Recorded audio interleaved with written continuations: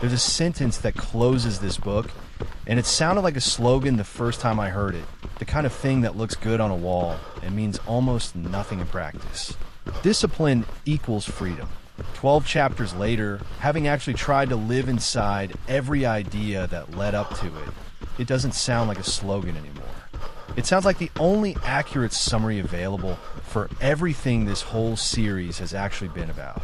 This is the last chapter in the book, and it closes on two ideas stacked together, not one. The first is that phrase, discipline equals freedom, revisited now with everything else already understood rather than as an opening line nobody's tested yet. The second, and the one that gives the chapter its full title, is something the book calls the dichotomy of leadership. The idea that real leadership, at any scale, means constantly balancing opposing qualities that both matter and both, taken too far in either direction, become a liability instead of a strength. I want to spend this final episode on both because I think together they explain something none of the previous 11 ideas could quite explain on their own. Why none of this ever resolves into a fixed, finished state you eventually just arrive at and stay in. Every single episode in this series has ended the same way, with tomorrow morning another choice rather than with a conclusion. This chapter is the reason that structure was never an accident. Discipline was never meant to be mastered once and then coasted on. It was always meant to be chosen again, indefinitely. And the dichotomy is the reason that choosing never gets easier in the sense of becoming automatic, even after a full year of practice. Let's start with discipline equals freedom, because it means something different to me now than it did when this whole project started. Back then, it sounded like a trade, discipline now in exchange for freedom later, an investment with a payoff date somewhere down the road. That's not actually what it turned out to mean. The freedom isn't a reward waiting at the end of the discipline. It's produced by the discipline immediately, every single day it's practiced, not deferred until some future point where the effort finally pays off. Asterisk, asterisk. A disciplined morning doesn't earn freedom for some later version of you. It creates it right then, in the form of a day that doesn't start with negotiation, doesn't start with an unresolved argument about whether today counts, doesn't start already carrying the quiet weight of a promise broken before 9 in the morning. That freedom shows up immediately, the same day, not as a future payout, but as the actual texture of how the rest of that day gets lived. I understand that now, in a way, I genuinely didn't 12 chapters ago, because understanding it required actually living inside enough disciplined mornings to notice what they were producing in real time rather than theorizing about what discipline might eventually buy. There's a specific contrast worth naming, because it's the clearest evidence I have that this isn't just a nice-sounding reframe. A day that starts with a decision already made, already executed, carries a completely different weight than a day that starts with an unresolved question still hanging over it. Whether today's run will actually happen, whether this week's plan will survive contact with whatever the day brings.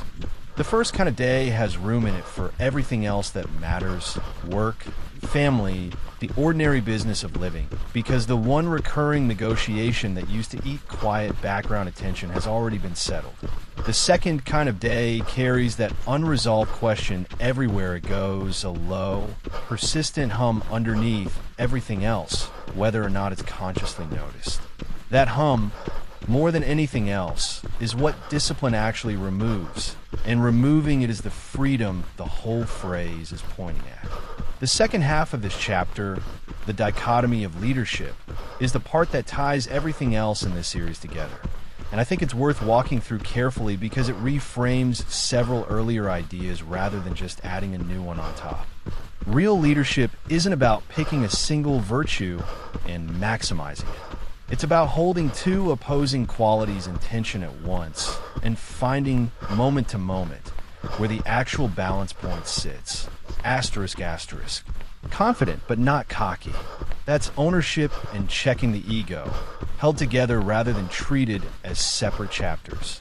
Enough confidence to actually act decisively, not so much that mistakes stop being visible when they happen. Disciplined, but not rigid. That's simple and decisiveness amid uncertainty. The same tension from two different angles. Enough structure that a plan can survive a hard morning. Not so much structure that it can't bend when the morning turns out to need something the plan never anticipated. Aggressive in pursuing the goal, but not reckless about the body carrying it out. That one specific to something this series keeps circling back to, given the injuries this whole project started from. Enough drive to actually show up when showing up is hard.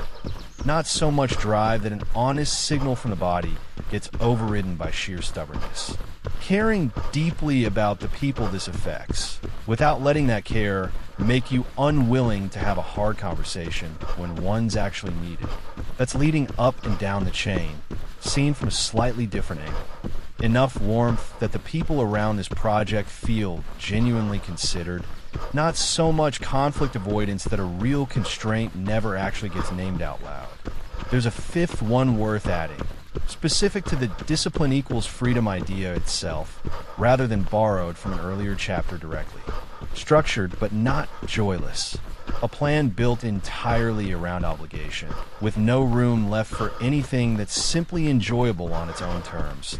Tends to become exactly the kind of rigid system Episode 6 warned about. Technically sound and quietly unsustainable.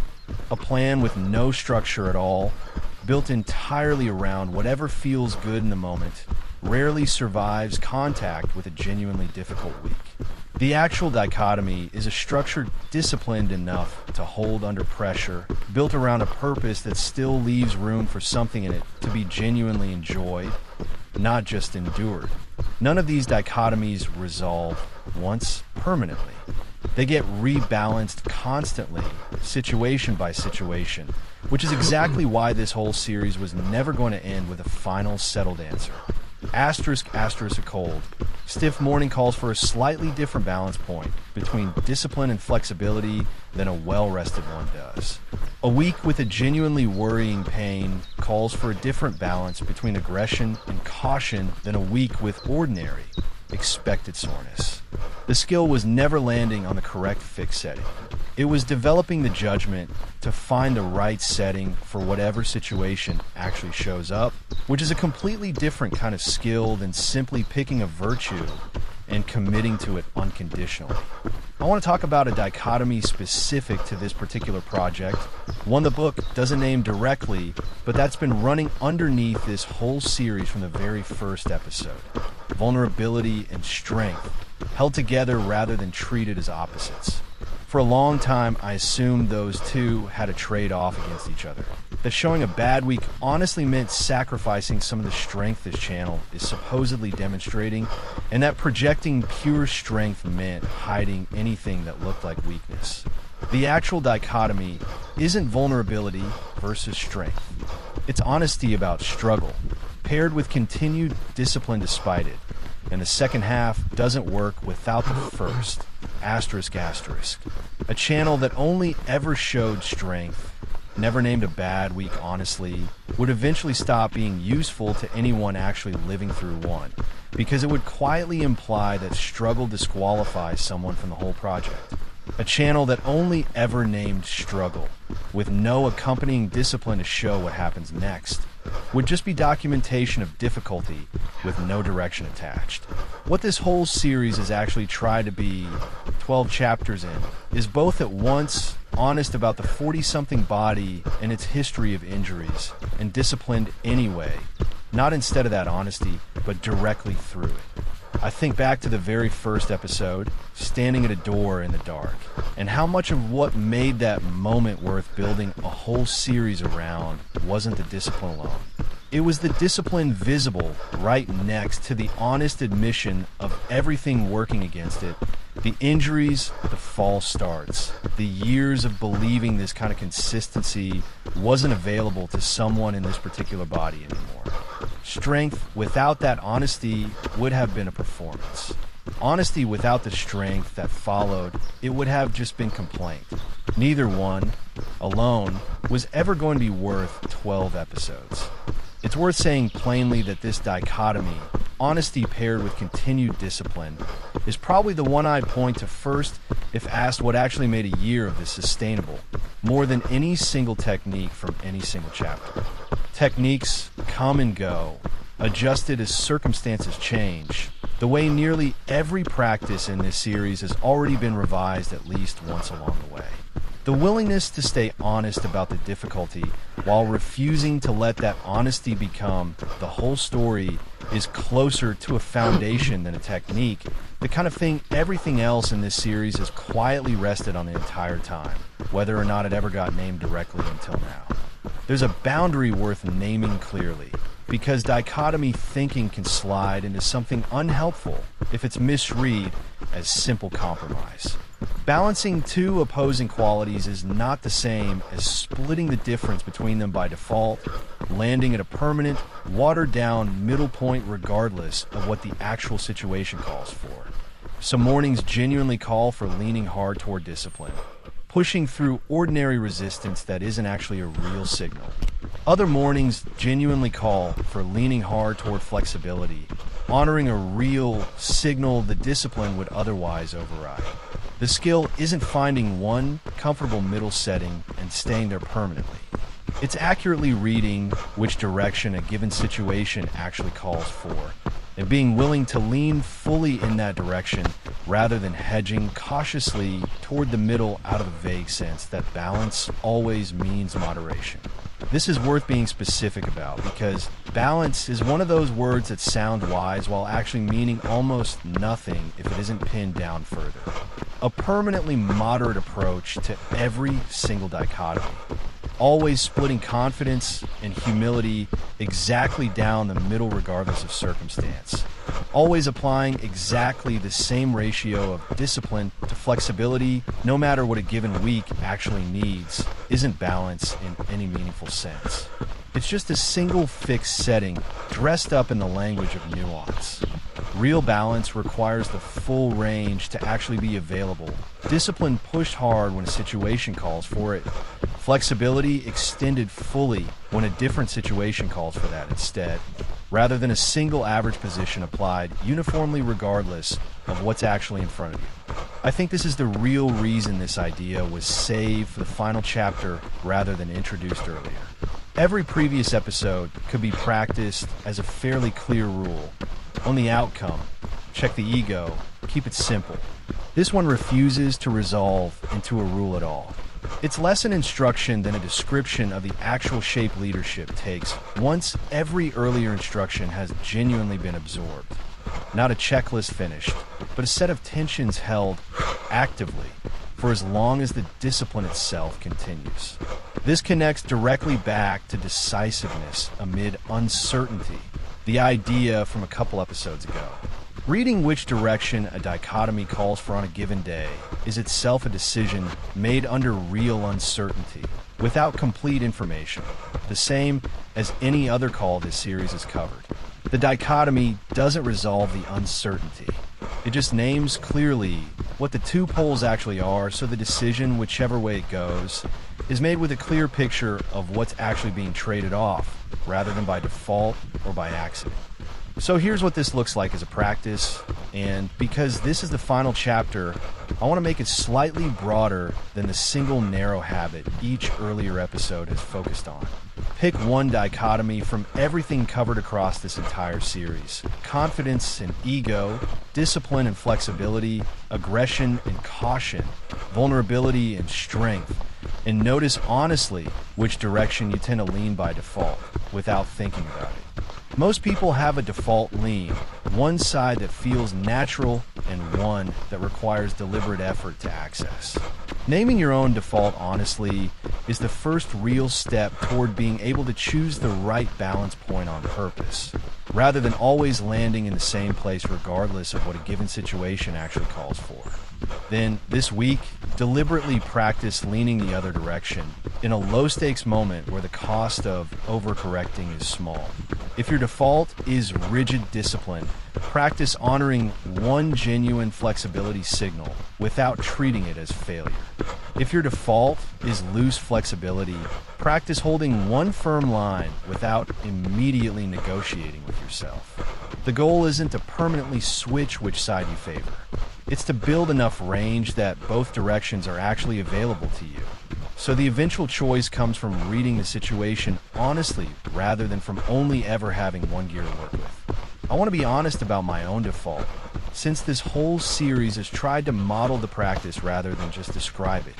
Mine leans toward rigidity, toward treating any deviation from a stated plan as a small failure rather than a legitimate adjustment, which is exactly the pattern that produced the failed long-distance attempt and the missed run during that stormy, ambiguous forecast, both covered in earlier episodes.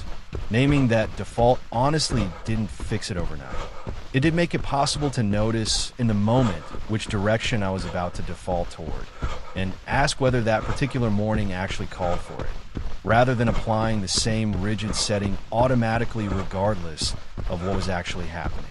That noticing, more than any single technique from any single chapter, is probably the closest thing this whole series has to an actual conclusion. Not a fixed answer, but a habit of asking the question honestly every single time, rather than assuming the last answer still applies. 12 chapters in, that's still the whole practice. It never stopped being the whole practice. It just got easier to notice sooner, catch faster, and correct with less friction than it used to take. 12 episodes ago, this series started with a simple sentence about a decision made in the dark before an alarm even finished ringing.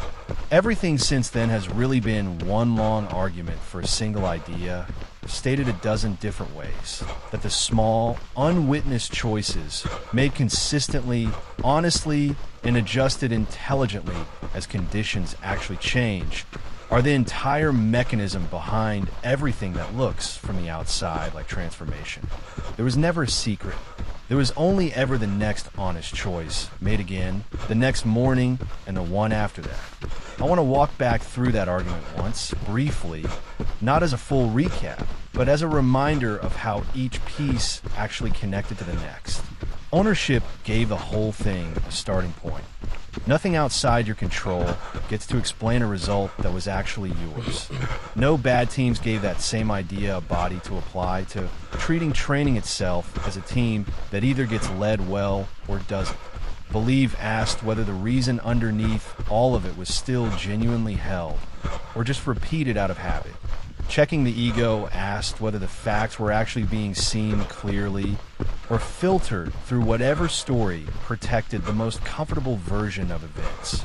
Cover and move, widen the frame to every system quietly supporting the one that gets all the visible credit.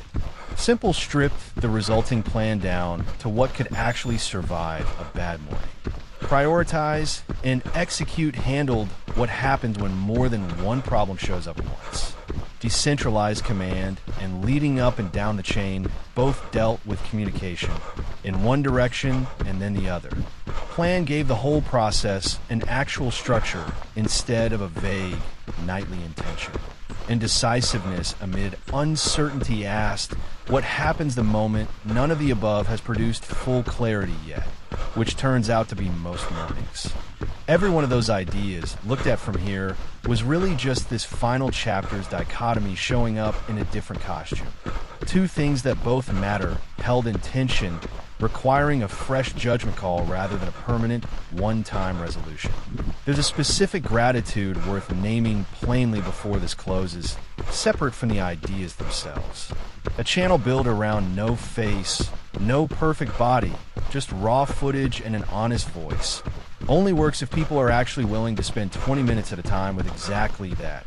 Nothing flashier offered in exchange. That trust was never guaranteed. And it's not something 12 episodes of consistency automatically earns on its own. It's worth saying directly, once at the actual end, this project exists in its current form because enough people kept showing up for it, the same way it kept asking all of you to keep showing up for yourselves. I don't know exactly what comes next for this channel beyond this book. What I do know is that the forest will still be there tomorrow, dark before sunrise, exactly as it's been for the whole year this took to work through. Whatever gets covered next, the discipline underneath, it stays the same discipline this entire series has actually been about the whole time. Not a technique that eventually gets mastered and set aside, but a daily practice that produces its own freedom immediately, every single time it's actually chosen. If you've been on this trail with me since the first episode, thank you for staying through all 12. It's been a genuine privilege to have this many mornings actually witnessed, rather than lived entirely alone the way the first few episodes assumed they always would be. If this is the first one you've found, everything that came before is still there in order, and it'll probably make more sense watched from the beginning than dropped into at the end. The same way discipline itself only really makes sense once it's been practiced long enough to actually notice what it produces, rather than explained once and taken on faith. Either way, the format that's held for 12 episodes doesn't actually change here, because nothing about this chapter suggested it should. Same forest, same silence before the first footstep, same honest sentence, said again about whatever today actually required. 12 chapters close the book, but they never close the practice. And that distinction turned out to be the entire point this whole series was quietly building toward from the very first dark morning. I'll see you on the trail tomorrow. Same time, same choice. This is Run to Evolve. One day, one run, one lesson, no excuses.